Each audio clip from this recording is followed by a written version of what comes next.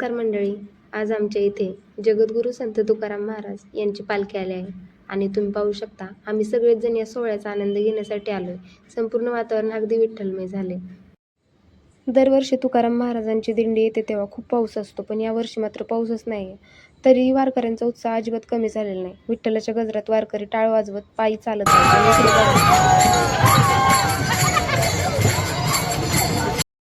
वारकरी समाज म्हणजे आपला शेतकरी समाज आहे आणि आपले लाखो शेतकरी पंढरीच्या वारीला आलेले आहेत. पण पाऊस मात्र यंदाच्या वारीला नसल्यामुळं इथे एक खूप मोठा भावनिक क्षण घडला की पाऊस नसल्यामुळं बॉटलमध्ये पाणी घेऊन त्यांनी कारंज्या वरती उडवल्या, कारण की पावसाने पाठ फिरवली होती. आणि इथं महिलांनी रिंगण धरलं होतं टाळ्या वाजवत.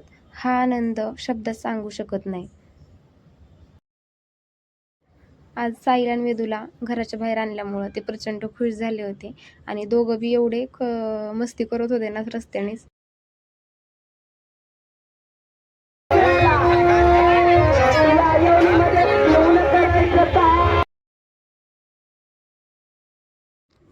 आता जशी जशी वेळ होती ना तशी तशी रस्त्यावर गर्दी प्रचंड वाढत चालली आहे. पुढे जाऊन पालखी थांबवली जाणार आहे, जिथे सगळ्यांना दर्शन घेता येईल. तुम्हाला हा माऊलीच्या दिंडीचा व्हिडिओ कसा वाटला?